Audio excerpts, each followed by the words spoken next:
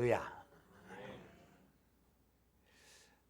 오늘도 주 앞에 나와서 예배하고 하나님의 은혜 받기를 소망하는 여러분 모두의 심령에 우리 하나님의 크고도 놀라운 은혜, 치료의 은혜 충만하게 임하시기를 축복합니다. 지난주일 우리는 야곱이 이삭으로부터 언약 계승을 위한 장자의 축복을 받는 장면을 보면서 하나님의 계획을 사람이 바꿀 수 없다는 사실과 하나님의 계획하신 것은 반드시 이루어진다는 말씀으로 은혜와 도전을 받았습니다. 야곱은 우여곡절 끝에 아버지로부터 장자의 축복을 받았습니다. 장자의 축복을 받았더니 모든 일이 이제 순조롭게 잘 되어질 줄 알았는데 현실은 그의 생각과 전혀 다른 방향으로 전개되어져 갔습니다. 아버지로부터 장자의 축복을 받기만 하면 형 에서도 현실을 인정하고 받아들여주면 좋겠는데 받아들일 줄 알았는데 오히려 형 에서는 분기탱천하여 아버지가 죽고 나면 동생이지만 야곱을 반드시 죽이겠다고 마음에 결심을 하고 그 결심이 얼마나 컸던지 그 사실을 그 어머니 리브가도 알게 되는 지경에까지 이르렀습니다. 급기야 어머니는 두 아들을 한 번에 다 잃지 않기 위해서라도 야곱을 자신의 고향으로 피신시켜야 되겠다고 결심하기에까지 이르렀습니다. 그리하여 이삭과 의논하고 야곱을 그 어머니의 고향인 바단 아람으로 피신을 시키려고 합니다. 그리하여 야곱은 한 번도 가본 적이 없었던 어머니의 고향인 바단 아람으로 피난을 떠나가게 되었습니다.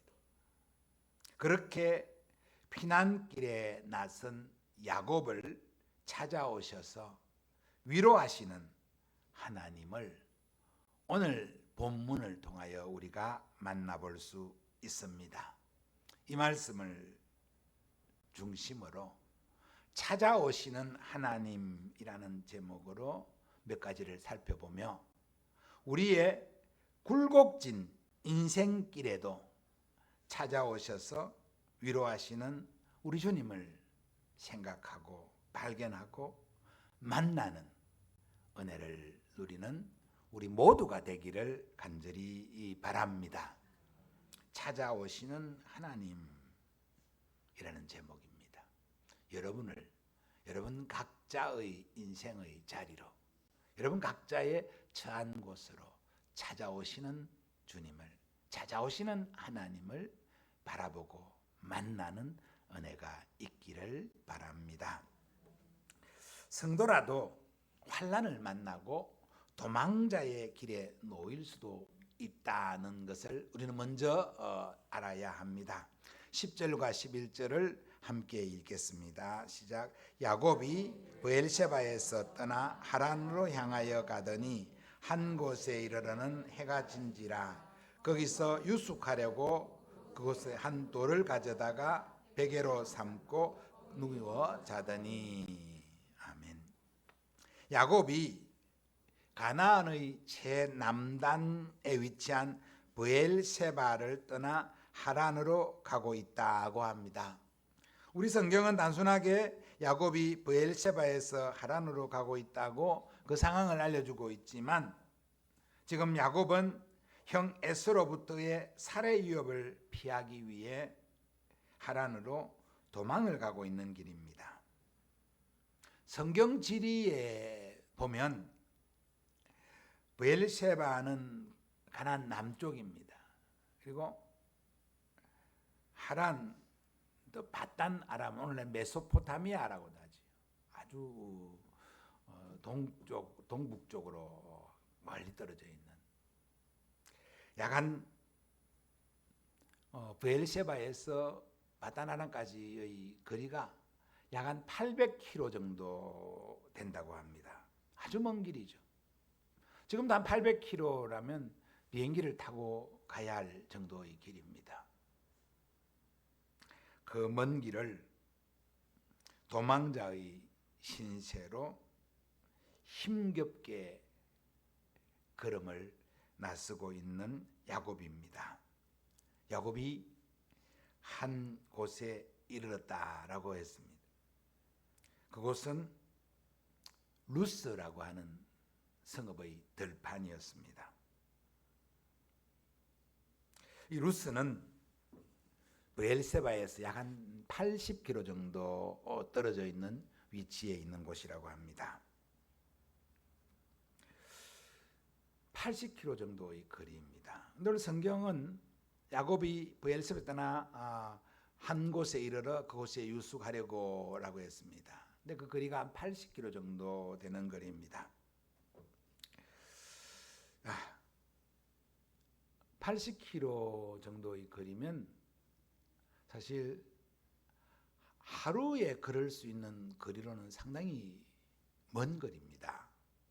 그래서 어떤 주석가는 이 야곱이 한 며칠을 걸어서 이 루스까지 이르렀을 것이다 이렇게 추측을 하고 있습니다. 근데 저는 조금 다르게 생각합니다. 저는 야곱이 브엘세바에서 떠나 하루를 걸었고 첫째 날 이 하나님을 만났다라고 저는 그렇게 해석을 합니다. 이유는 야곱이 도망을 가는 길입니다. 그리고 형 에서는 사냥꾼입니다. 굉장히 활발한 사람입니다. 그러니 야곱이 에서를 도망가려고 하면 얼마나 급하게 도망을 가야 되겠습니까? 얼마나 빠르게 도망을 가야 되겠습니까?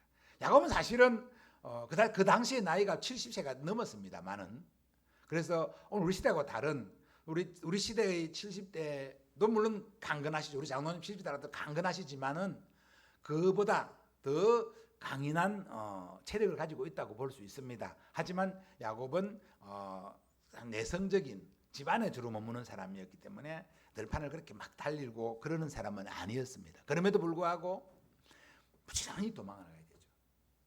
얼마나 겁을 먹고 도망을 했는지 하루 동안 한 80km 정도를 갔다는 것이죠. 생각도 안 하고 가는 겁니다. 뭐 얼마나 가는지도 모르고. 물론 논리적 산술을 생각하면 하루에 한 사람이 그냥 평범하게 걸으면 한 시간엔 4-5km 정도 걷습니다. 그래서 80km를 하루 낮 아침 일찍 출발해 갖고 해질 때까지, 물론 가나안은 해가 좀 오래 떠 있는 상태지만 그래 가기가 쉽지 않은 길이에요. 그런데 그만큼 갔다는 거죠. 그만큼 겁에 질려 있고 그만큼 급하게 도망을 가고 있다는 것입니다. 해가 떨어져서 더 이상 걸을 수 없게 되자 야곱은 들판에서 유숙을 하려고 한 돌을 취하여 베개로 삼고 누웠다라고 했습니다. 고대이지만 성읍이 있고 성읍에 들어가면 사람들이 맞이해주고 또는 여관도 있고 그래서 쉴 수 있는 공간을 확보할 수 있었을 것입니다. 그러나 야곱은 혹시라도 형 에서가 죽에게 올까 두려워서 성읍으로 들어가지도 못한 채 황량한 들판에서 돌베개를 하고 누워서 잠을 청하고 있는 것입니다. 이 얼마나 처량한 신세입니까? 이때를 일컬어 야곱 자신이 후에 내 환난날이라고 창세기 35장 3절에 그렇게 고백을 하고 있습니다. 정말 환난 가운데 있는 야곱입니다. 야곱은 아버지의 집을 떠나 이곳 루스 들판에 이르기까지 급하게 도망을 가면서 어떤 생각을 하고 갔을까요? 물론 이 루스는 베델로 그 이름이 바뀝니다. 야곱에 의해서 그 이름이 베델로, 베델은 하나님의 집이라는 뜻인데 이름을 바뀌게 됩니다. 근데 야곱이 이렇게 걸어가면서 자기 인생을 어떻게 생각해 봤을까요? 상상을 해봅니다. 태어나 보니 쌍둥이입니다. 그런데 동생이에요. 형 에서가 있습니다. 그런데 자신이 쌍둥이 형의 발목을 붙잡고 태어났다고 이야기를 해줍니다. 그리고 하나님께서는 작은 자를 큰 자로 삼아 주시겠다고, 큰 자가 작은 자를 섬기게 하겠다고 애언해 주셨다고 그 어머니로부터 이 애언의 말씀을 들으면서 자신이 언약 계승자가 될 수 있다는 그런 기대를 가지고 자라났을 것입니다. 그런데 자신에 비하여 형 에서는 같은 날 태어난 쌍둥이임에도 훨씬 강인합니다. 더 강인한 사람이 되어갑니다. 그래서 아버지 이삭도 자기보다 형 에서를 더 사랑합니다. 자신의 힘으로 형 에서를 이기고 언약 계승의 장자가 될 기미도 보이지 않았습니다. 그래도 야곱은 포기하지 않았습니다. 어느 날 형 에서가 사냥해서 몹시 지친 상태로 돌아왔습니다. 그때 야곱은 집에서 팥죽을 쓰고 있었습니다. 형이 팥죽 한 그릇 달라고 요청합니다. 이때 다시 본 야곱은 형에게 팥죽 값으로 형의 장자의 명분을 달라고 했습니다. 이것을 귀하게 생각하지 않았던 에서는 배고픈 나머지 장자의 명분을 팥죽 한 그릇에 팔아버리고 말았습니다. 그렇게 또 시간이 지나갑니다.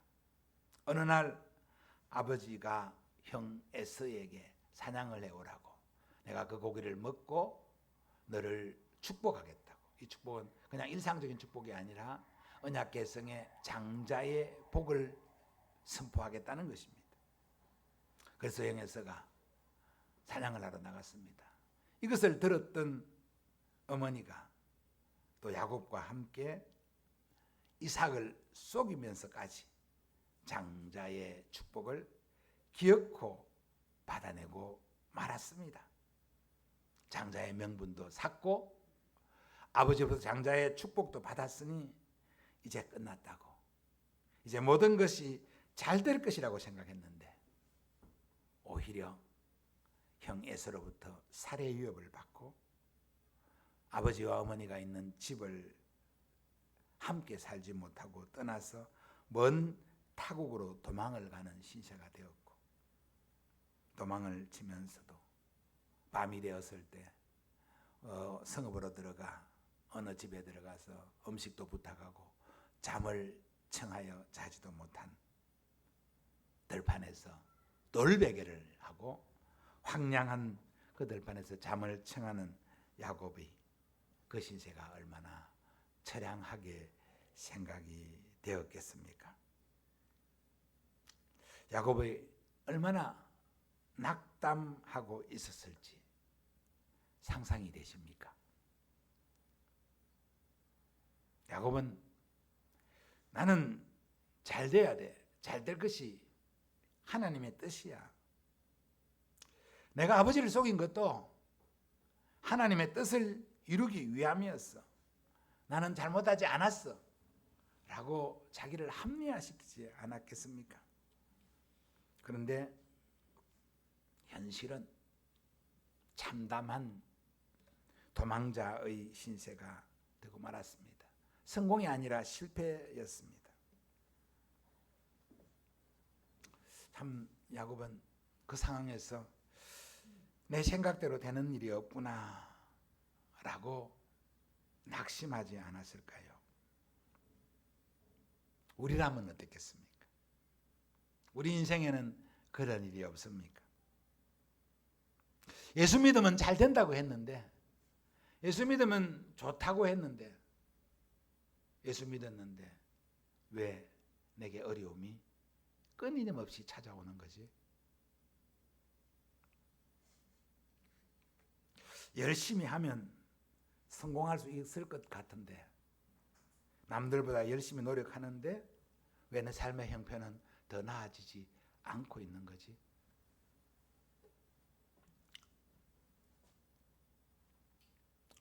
내 계획이 하나님의 뜻을 쫓아간다고 생각을 하는데 왜 계획대로 일이 이루어지지 않지? 이렇게 생각될 때가 없습니까?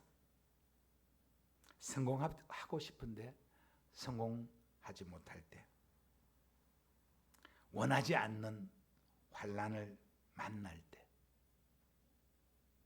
여러분, 그럴 때에도 낙심하지 않는 성도가 되시기를 바랍니다. 성도도 때로 어려움을 만날 수 있고 환난을 만날 수 있고 억울한 도망자의 신세가 될 수도 있다는 사실, 그러한 길이 우리 인생의 여정에도 놓여 있을 수 있다는 것을 오늘 야곱을 통하여 우리가 보고 있습니다. 그런데 그 환난이 그 도망자의 자리가 끝이 아닙니다. 끝이 아니었습니다. 왜 끝이 아닙니까? 환난의 자리에 하나님이 찾아오시기 때문입니다. 하나님이 그 자리로 찾아오셨습니다. 12절부터 15절까지를 우리 같이 한번 읽어보겠습니다. 시작. 꿈에 본 적 사닥다리가 땅 위에 서 있는데 그 꼭대기가, 또 본 적 하나님의 사자들이 그 위에서 오르락내리락하고, 또 본 적 여호와께서 그 위에 서서 이르시되 나는 여호와니 너의 조부 아브라함의 하나님이요 이삭의 하나님이라. 내가 누워있는 땅을 내가 너와 내 자손에게 주리니 내 자손이 땅의 티끌같이 되어 내가 서쪽과 동쪽과 북쪽과 남쪽으로 퍼져갈지며 땅의 모든 족속이 너와 내 자손으로 말미암아 복을 받으리라. 내가 너와 함께 있어 내가 어디로 가든지 너를 지키며 너를 이끌어 이 땅으로 돌아오게 할지라. 내가 다 이루기까지 너를 떠나지 아니하리라 하신지라. 아멘. 아멘. 루스 곧 베델 광야에서 돌베개를 베고 잠을 자던 야곱이 꿈을 꾸었습니다. 그것은 하나님이 야곱을 찾아오신 꿈이었습니다. 성경 계시가 완성되기 전에는 하나님께서 자주 꿈을 통하여 자기 백성에게 찾아오셔서 자기의 말씀, 자기의 뜻을 전달하는 것이 하나님 계시의 한 방법이었습니다. 꿈에 보니 사닥다리가 땅에서 하늘로 놓여 있었다라고 했습니다. 사닥다리는 떨어진 곳을 연결하는 도구이지요. 오를 수 없는 곳을 오르게 만들어주는 도구가 사닥다리입니다. 건널지 못할 것을 건너게 해주는 것이 사닥다리입니다. 그런데 사닥다리가 야곱이 있는 곳에서 하늘로 연결되어 있다고 했습니다. 하나님의 사자들이 그 사닥다리 위에서 오르락내리락 하는 것을 보였습니다. 하나님의 사자들이 오르락내리락 한다는 것은 하나님의 사자들이 일하고 계신다, 일하고 있음을 보여주고 있는 것입니다. 야곱은 다 끝났구나, 나 이제 안 되는구나, 나는 하나님의 복도 받았는데, 하나님의 약속도 받았는데 나는 왜 도망자가 되었지, 나는 왜 도망할 수밖에 없는, 나는 이렇게 처참한 지경에 놓였을까 라고 자기가 할 수 있는 것이 아무것도 없어서 들판에 돌베개를 베고 누웠는데, 하나님은 그때도 일하고 계셨다는, 일하고 있다는 사실을 보여주고 있습니다. 모든 것이 단절되고 끝이 났다고 야곱은 생각하지만 하나님은 끝이 아님을 하나님의 사자들의 부지런한 움직임 속에서 보여주신 것입니다. 사닥다리 위에 계신 여호와 하나님을 야곱이 보았습니다. 조부 아브라함의 하나님, 아버지 이삭의 하나님이 자기의 하나님이 되는 순간입니다. 이제는 아브라함과의 약속이 아니라 이삭과의 약속이 아니라 야곱과 하나님이 직접 약속을 체결하고 있는 것입니다. 그래서 야곱은 하나님이 나의 하나님이 되실 것이라고 고백하고 있습니다. 하나님께서 야곱에게 내가 누워있는 땅을 너와 내 자손에게 주겠다라고 약속하셨습니다. 14절에 보면 내가 땅의 티끌같이 되게 해요 라고 했습니다. 내 자손이 내 땅의 티끌같이 되겠습니다. 땅의 티끌같이 비천한 존재가 되겠다고 한 것이 아니라 땅의 티끌처럼 셀 수 없이 많게 해주겠다는 약속입니다. 요즘 사람들은 이 독해를 잘 못하더라고요. 그 맥락을 잘 몰라요. 그 말씀을 읽으면서 그 말씀이 의미하는 바를, 그 말이 의도하는 바를 잘 모르고 자기 생각대로 해석하는, 그래서 영 본질을 곡해하는 경우들이 왕왕 있더라고요. 오늘 본문이 하나님이 내 자손을 땅의 티끌같이 되게 했다라고 하십니다. 티끌이잖아요. 아무 쓸모없는, 아무 무가치한. 그래서 하나님이 나를 이렇게 무가치한 존재로 만드는가, 이렇게 해석하는 사람도 우리 가운데는 없겠지요. 없기를 바랍니다. 이 말은 내 자손들을 셀 수 없이 많게 해주겠다는 하나님의 축복의 약속입니다. 근데 나 티끌밖에 안 돼? 내 존재가 티끌이야? 나는 티끌 같은 존재인가? 이렇게 해석하면 안 된다는 것이죠. 물론 또 다른 부분에 가서 티끌 같은 나일지라도 라고 고백할 때가 있습니다. 그때는 내가 정말 수혜칠 가치도 없는 정말 연약한 존재임을 고백할 때 이렇게 표현하기도 합니다. 그러니까 그 어떤 단어든 어떤 말이든 그 문장 속에서, 그 맥락 속에서 찾아보고 이해를 해야지 그 단어만 가지고 자기 마음대로 해석하면 안 된다는 것이죠. 정말 중요한 얘기입니다. 성경을 같이 읽고 있는데, 성경을 보았는데 그 성경을 가지고 다르게 해석하는 것, 잘못 해석하는 것, 이거 너무 많습니다. 그래서 성경은 전체를 보아야 되고 앞뒤 맥락을 보아야 되고 문맥을 보아야 되고 그 가운데에서 하나님의 뜻을 찾아내야 하는 겁니다. 이것을 잘 깨달으시기를 바랍니다. 땅에 티끌같이 되겠다고 하는 것은 하나님이 자손들을 많게 하겠다는 것이다. 땅의 모든 족속이 너와 내 자손으로 말미암아 복을 받으리라고 했습니다. 이 말씀이, 이 약속이 예수 그리스도를 통하여 완전히 성취되어졌고 성취되고 있는 말씀임을 믿기를 축복합니다. 야곱의 후손 유다의 후손을 통하여 예수 그리스도가 오시고 그 예수 그리스도를 통하여 땅의 모든 족속이 복을 받고 있고 또 복을 받게 될 것임을 이 말씀을 통하여 확인하고 있습니다. 15절 말씀입니다. 우리 같이 한 번 더 읽겠습니다. 내게 주시는 말씀으로 믿으며 읽기를 바랍니다. 내가 너와 함께 있어 내가 어디로 가든지 너를 지키며 너를 이끌어 이 땅으로 돌아가게 할지라. 내가 내게 허락한 것을 다 이루기까지 너를 떠나지 아니하리라 하신지라. 아멘, 아멘. 이 말씀을 하나님이 야곱에게 하시는 이 말씀을 하나님이 지금 이 시간 나에게 하시는 말씀으로 믿고 이 말씀을 받기를 축복합니다.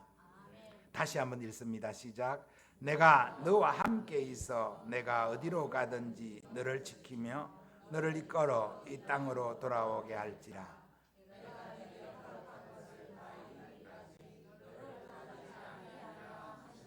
아멘. 임마누엘의 약속입니다. 내가 너와 함께 있겠다는 약속입니다. 예수 그리스도를 통하여 완전히 이루어진 약속이시죠. 마태복음 1장 23절에 보라 처녀가 잉태하여 아들을 낳을 것이요 그의 이름은 임마누엘이라 하리라 하셨으니 이를 번역한즉 하나님이 우리와 함께 계시다 함이라 하고 했습니다. 부활 성천하신 예수님께서 마태복음 28장 20절에 볼지어다 내가 세상 끝날까지 너희와 항상 함께 있으리라고 하신 말씀이기도 합니다. 요한복음 14장 18절에 내가 너희를 고아와 같이 버려두지 아니하고 너희에게로 오리라고 하신 말씀의 성취이기도 합니다. 그렇습니다. 하나님께서는 도망자의 신세인 야곱에게 찾아오셔서 땅과 자손을 약속하셨고 어디에서든지 어디로 가든지 야곱의 삶과 함께 하실 것을 약속하셨습니다. 그리고 먼 이방의 땅으로 떠나지만 반드시 다시 돌아오게 하실 것을 약속하셨습니다. 찾아오셔서 위로하시고 소망의 약속의 말씀을 주신 하나님이 계심을 확실하게 보여주고 있는 말씀 아닙니까? 우리에게 찾아오셔서 우리와 함께 하시는 주님이 계심을 믿기를 축복합니다. 찾아오신 하나님께 야곱은 믿음의 서원을 하셨습니다. 16절 말씀입니다. 함께 읽습니다. 야곱이 잠이 깨어 이르되 여호와께서 과연 여기 계시거늘 내가 알지 못하였도다. 아멘.